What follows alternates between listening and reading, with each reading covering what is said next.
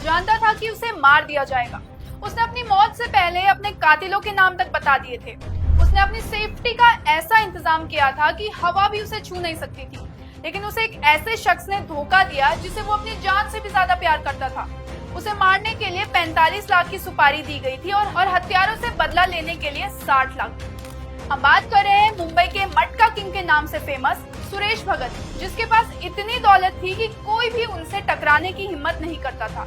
यहाँ तक कि अंडरवर्ल्ड पर चाहे जिसका भी राज हो, सट्टे के बाजार का किंग सिर्फ एक ही था, सुरेश भगत। सुरेश को मटकी का बिजनेस विरासत में मिला था।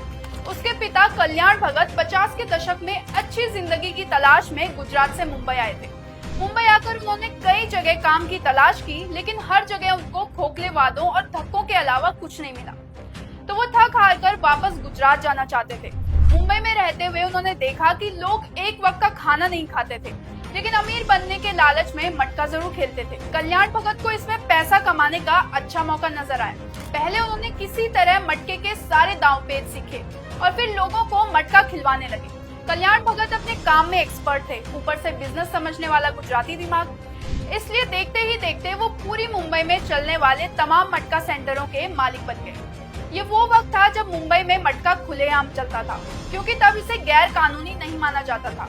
कुछ सालों बाद जब कल्याण भगत की मौत हुई, तब इस धंधे को उनके बड़े बेटे सुरेश ने संभालना शुरू किया।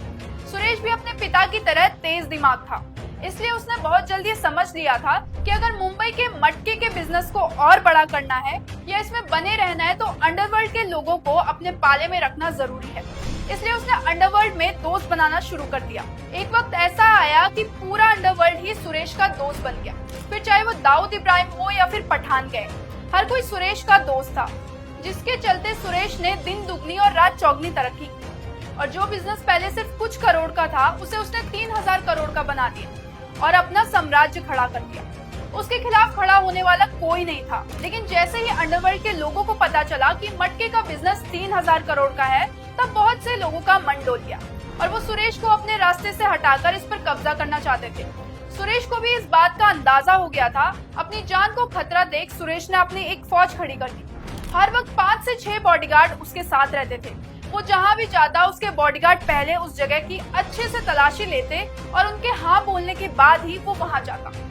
सुरेश ने अपने आसपास बॉडीगार्ड की एक ऐसी फौज खड़ी कर दी थी कि हवा भी उसकी इजाजत के बिना उसे छू नहीं सकती थी। लेकिन 13 जून 2008 को जब सुरेश किसी काम से मुंबई से बाहर अलीबाग गया था और वहां से रात के वक्त लौट रहा था, तब एक ट्रक से उसकी कार का एक्सीडेंट हो गया, जिसमें उसके साथ उसके 6 बॉडीगार्ड की भी जान चली गई। जिसके बाद उसके बिजनेस को उसकी वाइफ जया ने संभालना शुरू किया, जिसके बाद उसे लोग मटका क्वीन कहने लगे। लेकिन वो ज्यादा दिनों तक मटका क्वीन नहीं रह पाई और पुलिस ने उसे अरेस्ट करके जेल में डाल दिया, क्योंकि उसने ही सुरेश को मरवाया था।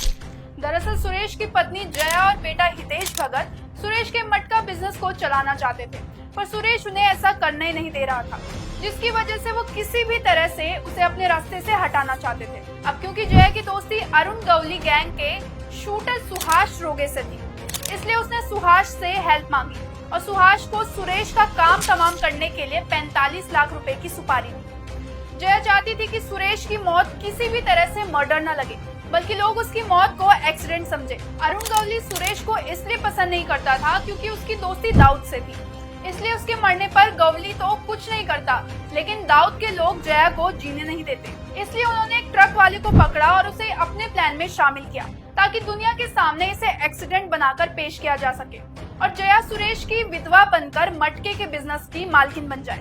पर उन्हें ये नहीं पता था कि सुरेश को पता था कि जया सुहास के साथ मिलकर उसे मारने की प्लानिंग कर रही है।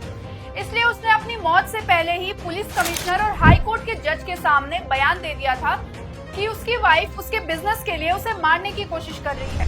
और जैसे ही पुलिस को सुरेश की मौत की खबर मिली, उन्होंने जया के खिलाफ सबूत इकट्ठा करना शुरू कर दिया और पुख्ता सबूत मिलने के बाद उसे अरेस्ट कर लिया गया। लेकिन भगत फैमिली जया को माफ करने के मूड में नहीं थी। इसलिए जब सुरेश के छोटे भाई विनोद को पता चला कि जया पैरोल पर बाहर आने वाली है, तो उसने जया को मारने के लिए 60 लाख की सुपारी किलर अनवर दर्जी को दे दी। लेकिन इससे पहले ही अनवर दर्जी जया का काम तमाम कर पाता, पुलिस ने उसे अरेस्ट कर लिया, क्योंकि वो लगातार विनोद पर नजर रखे हुए थे और उन्हें पता था कि वो ऐसा कुछ जरूर करेगा। खैर इसके बाद जया को फिर से जेल भेज दिया गया, जहां वो 2018 तक रही। वहीं सुपारी देने के इल्जाम में विनोद को अरेस्ट करके जेल में डाल दिया गया। और इस तरह मुंबई के मटका बिजनेस पर सालों से राज करने वाले भगत फैमिली का इस धंधे से नामो निशान मिट गया। वेल, आज के लिए बस इतना ही। आपको हमारी ये वीडियो कैसी लगी हमें कमेंट करके जरूर बताएं और ऐसी ही वीडियोस के लिए डू फॉलो फैक्टिफाई।